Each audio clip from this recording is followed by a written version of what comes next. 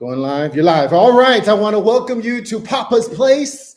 We are actually in my classroom right now, and we are starting a brand new series called Wilderness Survival Skills.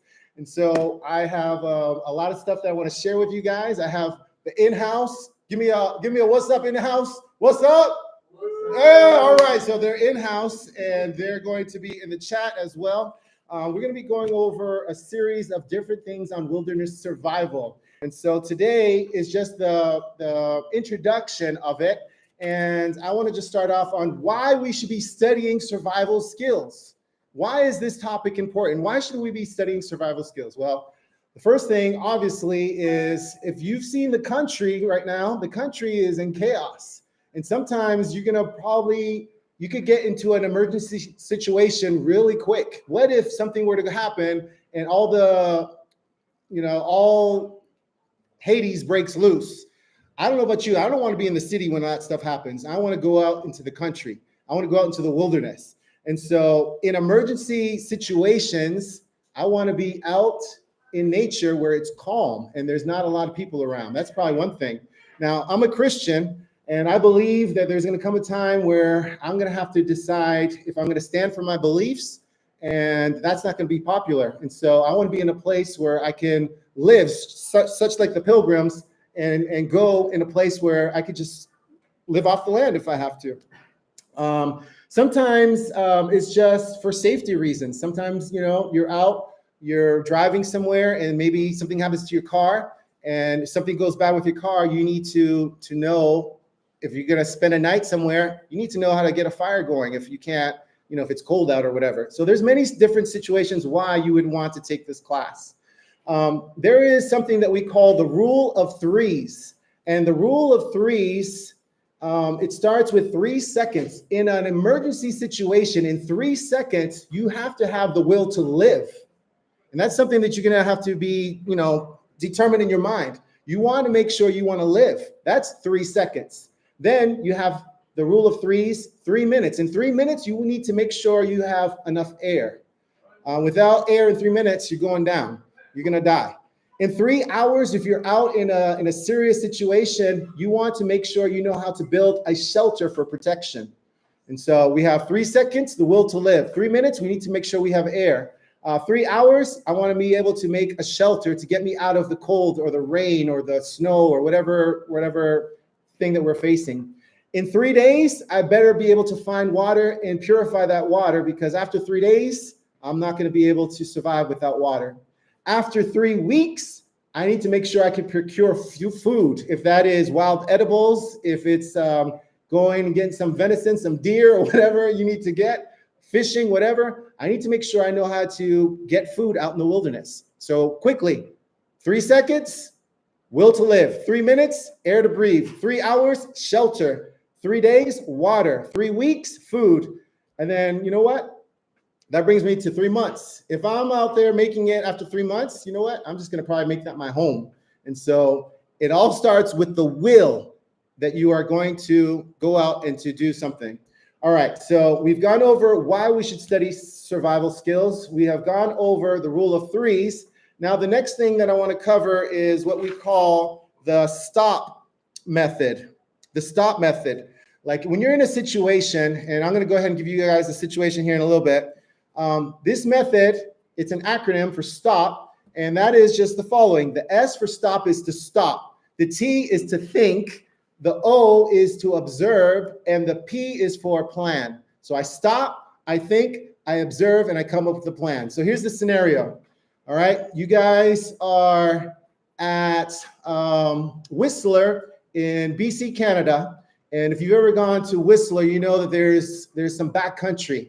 And let's say you go down a trail that you weren't supposed to go down, and there's no chairlift coming back up, and it's getting late, right? And before you know it, you're lost. I want you to take that situation and think, stop. What are you going to do? So you're going to stop. You're going to think, you're going to observe, and you're going to make a plan. So you're in the back part of Whistler. On the back part of the mountain, there's no what? There's no chairlift to get you out of there.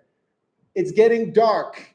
It's getting cold. So you're stopping, you're thinking, you're observing, you got to make a plan. So what would your plan be? What are you going to do?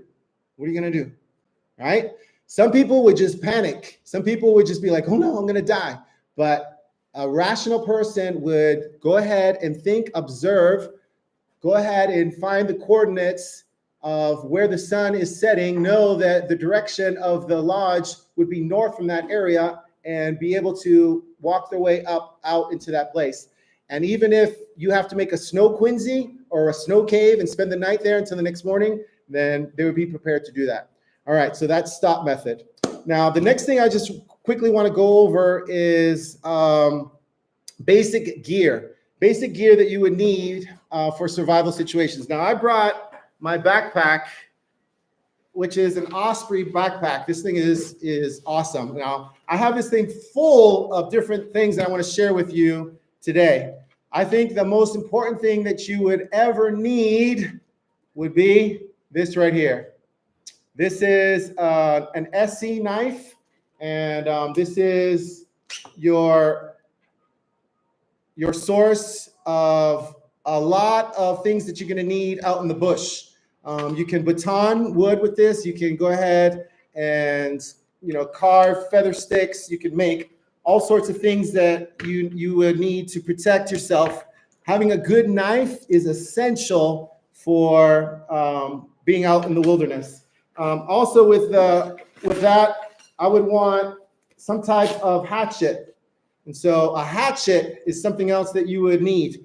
Now go ahead, put it in the comments there, stuff that you think you would need. And let's see if I have it in this bag, all right? So far I have a knife. Let's see, Sarah Nelson says a gun. Depending on the situation, yeah, you might want one. You might want something else.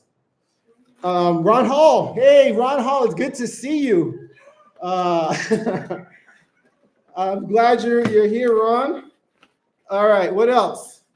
Now Marcus is gonna make fun of me. Marcus is one of my students, but he knows that whenever I'm out in the bush, I have a good pair of what? Gloves. And the reason why I want gloves is because I know I'm gonna be doing a lot of work with wood and with other things, and I don't want to get an infection on my hands. And so whenever I'm in the wilderness, I am using gloves. So a good pair of gloves is something else that you're gonna want. All right, does anybody have anything on water purification? A life straw. This is essential. You can go ahead and I could take this life straw and I could just go to a stream, and it's just like a straw. I could put this in the water and I could drink straight out of the water. So a life straw or some type of water purification filtration is essential. Now, if you don't have something like that, then another must is a water bottle. Bro, I'm promoting Essie. Come on now, Essie. Hashtag Essie, baby. So this this type of water bottle, it's made out of what? What is this? What is this? You guys can answer. Stainless steel. And because it's stainless steel, I can go ahead and I can put this in a fire and it's not going to melt. How many of you guys have a plastic Nalgene? Right? You take that out in the wilderness and you put that plastic Nalgene in the fire. Let's see what's going to happen with that, right? And so a stainless steel water bottle, or it could just be like a little pot or little cup that you have that you can go ahead and put water in it and then put that on the fire, is essential because you can stick that in the fire. You can purify your water, boil your water, and kill all the germs that are going to be in there. So that's essential. All right. So far I've got my cutting tools, knife, hatchet. I've got my water covered. What else am I going to need that's really important? Is going to be shelter. And so what I have right here is this little tarp. This is a sports utility blanket, but I can use this as a tarp. I can make a shelter out of it. I can also wrap this around myself and it makes me warm. And we'll be going over a lot of these things next week when we start our shelter building. But just having something like this, it has that reflective layer. So if I put this as a lean-to in front of my fire, the fire reflect that heat off of this, and it will keep me keep me nice and warm. So having a tarp that's easy to pack is essential as well. All right, what else do I need? Well, I need, for navigation, I need my compass and I need a good map. Now this is a topographical map, so it has the different elevations, and I can go ahead and I can use my compass to navigate if I have a map of that area. If you don't have the map of the area, at least you know with the compass, you know the directions to travel and where to go. And we're gonna have a whole series on just navigation as well. Part of what is my favorite thing is this, and that's a fire kit. Learning how to make a fire is essential for you to be out in the wilderness. And so in my fire kit, I've got a lot of different things that I'll show you. The first one is probably the easiest thing to carry around, and that's just a big lighter. But what do I have wrapped around it? That's some duct tape. So duct tape around a lighter, you can go ahead and just take off that duct tape. You can go ahead and light that, and it's gonna burn for a long time. That's gonna help you start your fire. So you just take some duct tape, wrap that around your lighter, and you're good. A lot of people have these, and these are just waterproof matches. You can go ahead and just take the waterproof matches, and then I have some cotton with some Vaseline on that, and that will light right up. It's pretty good. But probably one of my favorite ones is this. This is a ferrocerium rod, and this is from Uberleben. And this ferrocerium rod is pretty awesome. I don't want to light my computer on fire here, but you could, this is a brand new one. So let me get some of that black paint off of there. But hold on a second. I got one that's used. Hold on. Give me a second. I have so many ferrocerium rods all over. Here we go. This one is going to be a little bit easier. So here we go. There you go. You can see how it just sends the sparks flying. That ferrocerium rod is pretty sweet. All right. Obviously, I have in my pack, I carry this type of wood. Now, what is this wood? Does anybody know what this is? Put in the comments if you know what this is. What type of wood is this? Does anybody know? Somebody says, Daniel Page says fat wood or pitch wood, and you would be right. This is wood that has resin in it. So this stuff right here is essential. With your knife, you could go ahead and grab your knife, and you could go ahead and just take off a little bit of this wood. You just scrape that off, make a little pile of that, and with your ferrocerium rod, you could light that up. And we'll just have a whole section on that. So carrying some driftwood or some fat wood with you is really essential. Now, there's something that we haven't shared yet and is really important, and I'm going to give you two things. The first one is paracord. You need cordage. Why would you need cordage? Well, you need this for shelter building. You need this for, there's so many different things you can do that. And I also have bank line. This is a bank line that is actually braided nylon, and it's also has dyed, it's dyed in black and it's tarred. So this stuff, when you tie it up, it is so strong. This one is certified, I think it's at 250 pounds. So I'm a little bit less than that, so this would hold me up. I've made different forts with this type of bank line before, and this paracord as well.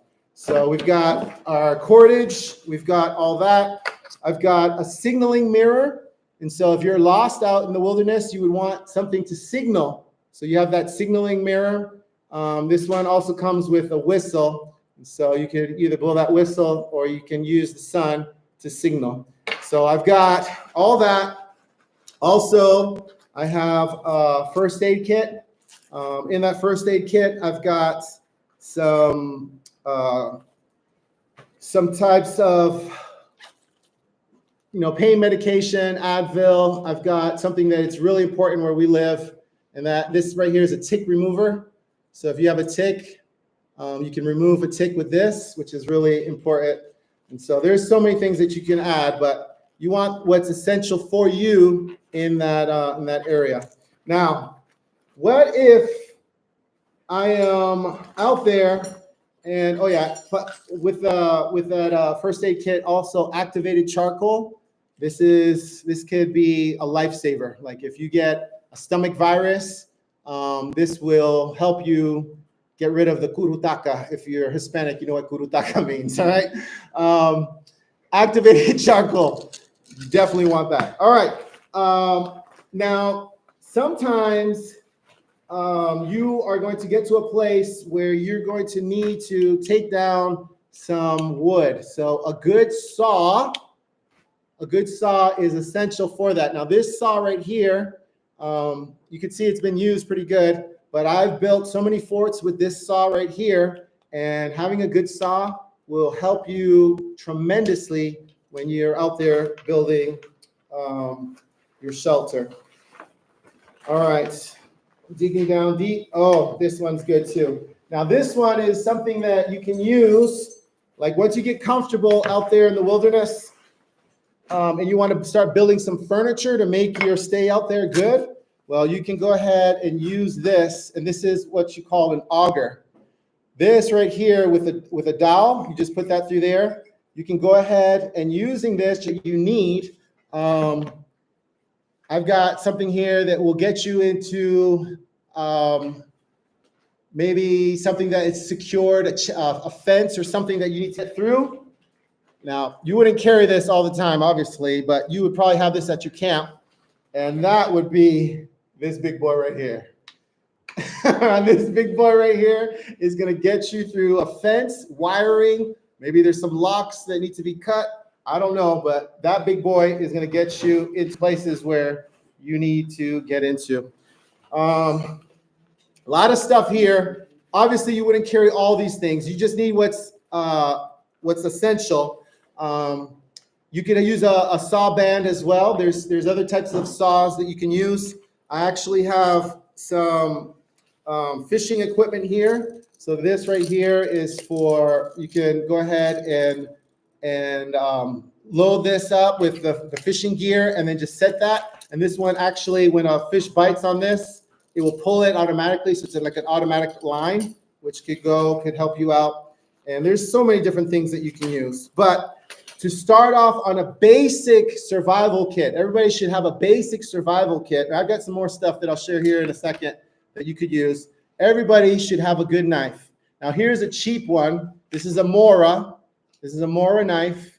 You can get one like this, which is the bigger one, or you can get a small little knife. This is the small Mora. But everybody should have a knife. Everybody should have a ferrocerium rod to start a fire. And everybody should have a saw. And everybody should have some type of cordage.